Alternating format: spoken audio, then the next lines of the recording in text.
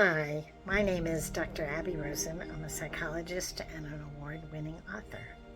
And my why is that I help people learn to create lasting transformations and also open to their soul wisdom. You'll be hearing stories that I'm going to be sharing in two parts. And these stories are going to be helping you understand the importance of being on a spiritual path, the awakening of our intuition, our inner guidance system, and opening to the reality that there is such a thing as soul, and that we can develop soul wisdom in our lives, and how important it is this particular time in our world. So my why comes from two powerful and significant experiences that I've had. The first one happened last September in Greece, but I'm going to share the second one with you first, which happened more recently at a concert that I went to in Florida with Bob Sima and Shannon Plummer from Where the Light Gets In. And the concert was so heart-opening and so deeply soul-touching. And I was kind of troubled after the concert because I felt like,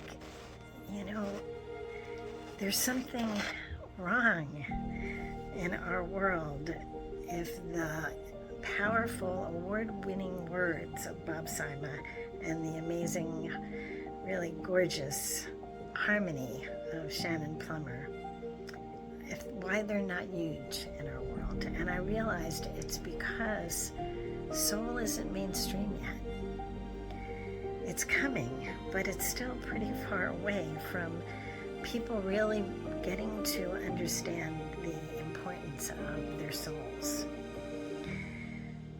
And I realized that my mission, my why, is to really bring an awareness, an awakened consciousness to our world of the importance of our souls, because our soul is the only immortal part of us.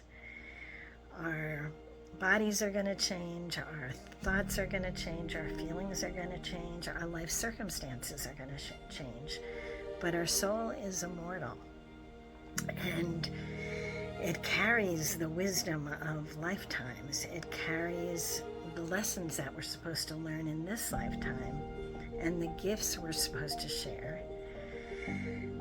And it allows us to connect to that deepest wisdom that we have to guide us in our lives. So when I did the audiobook last July for Lasting Transformation, A Guide to Navigating Life's Journey, the book I had written, all of a sudden I got 13 awards. Now, if you get one or two awards, then your ego can take it in. With 13 awards, right, it felt like this was crazy, that there was something more going on, and I felt like it was a message from the universe that the importance of helping people create a lasting transformation in their lives and open to their soul wisdom is a message that the world needs to hear now. And it's why I'm so passionate about sharing this why. And you're going to be hearing more about what Eckhart Tolle says about how important it is for us to be on a spiritual journey, right now especially. And also, in actuality, the experiences that I'm going to be sharing with you, some of the stories I'm going to share, actually really prove the existence of soul. My mom shared her wonderful sense of humor 4 months after she passed away. She was still there watching over me and my niece Lainey and my nephew Adam as I gave them their delicious chocolate-looking Valentine lollipops. So you'll hear all about that in the next part of my why. Thanks for listening. Hi. This past September, I went to Greece to do a retreat with Eckhart Tolle. He's the author of The Power of Now and The New Earth. And Eckhart shared something a little chilling that I wanted to share with all of you.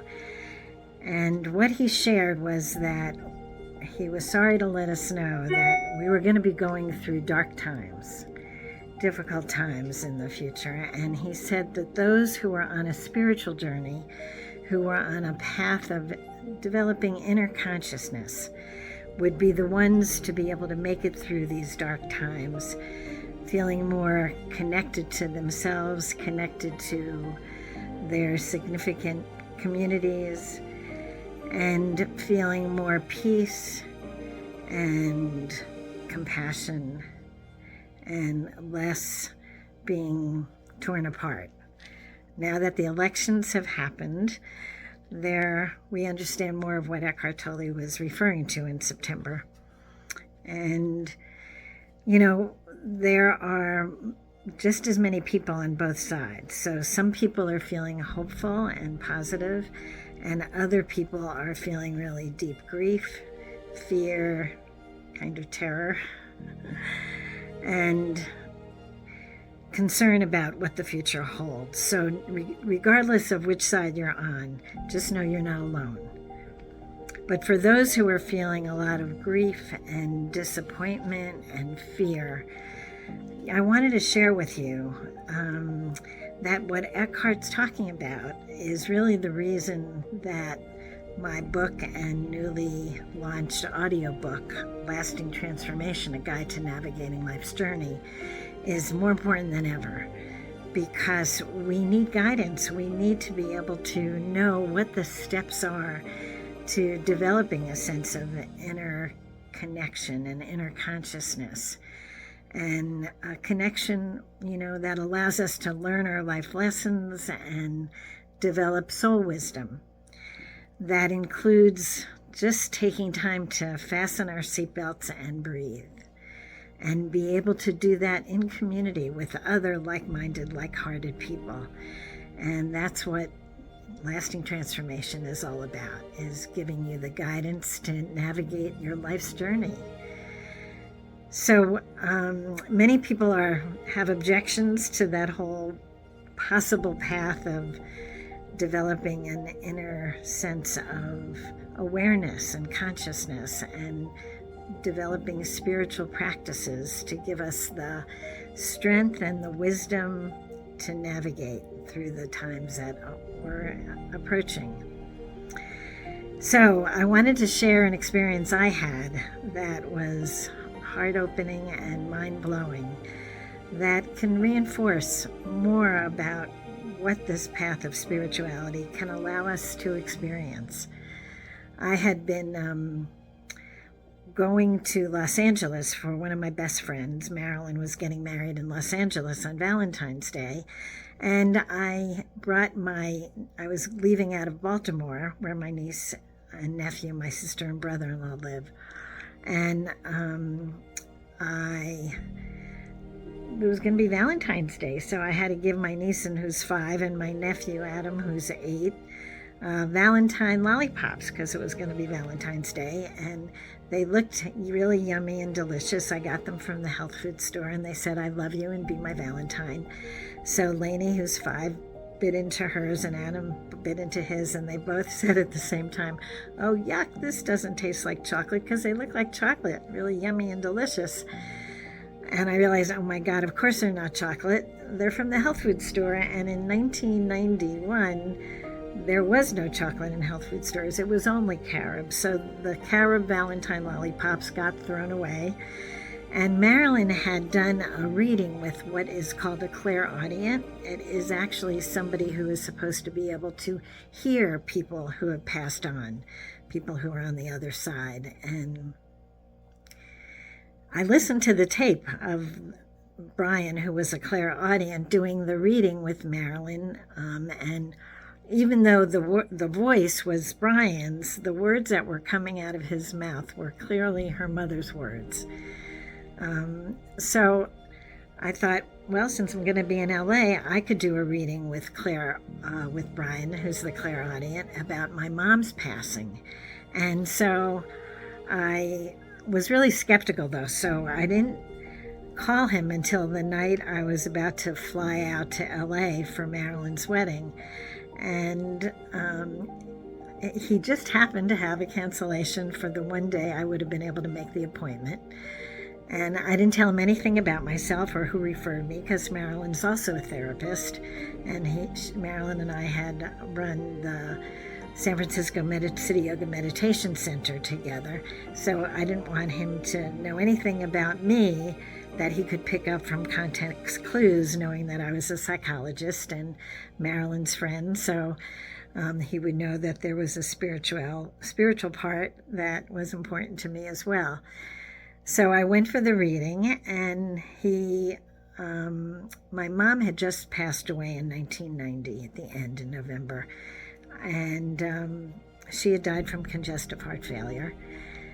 And he starts off the reading, and he tells me that my mom, who was present, died from congestive heart failure. So that was the first little bit mind-blowing, but I was still really skeptical. And then he said that, they have to learn to slow down their vibration and speak with feeling. And so there were people up there helping her learn how to do that, and one of the people was Irving. But my skepticism said, every Jewish family has an Irving. So that didn't, change my skepticism. And then he proceeds to start laughing, and he said, I have no idea why she's telling me this, but she said, you'll understand. And he said, carob is definitely no substitute for chocolate. Well, that blew my mind. How could he have known that? You can't make that one up from context clues. So I took a while for me to regain my sense of composure, and then he went on to tell me that they saw, and my mom was telling him that she saw the book that I was supposed to be writing. She saw my name on the cover of a book, and she kind of laid out chapter by chapter what the book was going to be about, and it was on communication and relationships and learning our life lessons and developing practices, spiritual practices to ground us and to open our hearts and be able to receive guidance from the divine. So when I went to listen to the cassette, it was cassette tapes at that time, everything was on the first side, and then I flipped it over where she started telling me about the book. And it was interesting because in the middle of the second side, it was blank. And it was as if they had given me the TLS, Tender Loving Shove, to write the book, and now it was up to me to make it my own. So that can help clear away some of the, objections and critical energy about whether spirituality can bring us to that place of clarity and compassion and, being able to feel more empathy for people and open our hearts and be able to really open to the wisdom from the universe. And actually, the name of the book was another mind-blowing experience, because I started working on the book that I had an idea of writing a book for many years. So I started working on it after Brian's reading, and it was, a lot about what I was wanting to write about and what Mom had suggested in terms of communication and living in a place of grace. And I kept changing the title, and every time I changed the title, I'd have to totally rewrite the book. And so finally, one morning, I think the universe just decided, let's just give her the title already so she could get this book written. And I'm sleeping, and I wake up, and all of a sudden, even before I open my eyes, I see these letters in front of my eyes. And I look at the letters, and there was like a neon lights, and I read what the letters said, and it was like an L, an A, an S, a T, an I, an N, G, and it spelled out lasting. And then the next word was transformation. And I said, what is this? Could this be the title of the book I'm working on? And then it's in the inimitable sense of humor and wise knowing. It shared with me how the LASTING was an acronym for Life Lesson and Soul Wisdom Therapy for Inner Growth and Transformation. Now, again, you can't make that kind of stuff up. So, but it is what happens on the spiritual journey. We get these downloads that are really, if we're paying attention, can guide us in amazing ways. And that is really the message I want to share with you, so that any objections to doing what Eckhart shared with us that we need to be doing can happen. We can actually work with spiritual practices that I have in the book. I have a whole section on meditation and connecting to the intuition, another chapter on faith, and then the final chapter is on repairing our world, moving from self-serving to the serving self. And it is a guide so that we can move into a greater place during these times of darkness, where we can hold the light and the love and the feeling of unity with those other kindred souls who we can put our energy and focus into projects and programs that can help make this world a better place, even with anything that might be happening in the next 4 years. So I want to encourage all of you that the blessing and the guidance that I received on my spiritual journey, to both know that our loved ones are still with us after they pass away. My mom was watching over us as I was giving my niece and nephew these Valentine lollipops, and with her inimitable sense of humor, saying carob is no substitute for chocolate, lets us know that our loved ones are still with us even after they pass, and that we can be on this lasting transformation journey that can bring us to peace and faith and intuitive wisdom. Thanks for being here.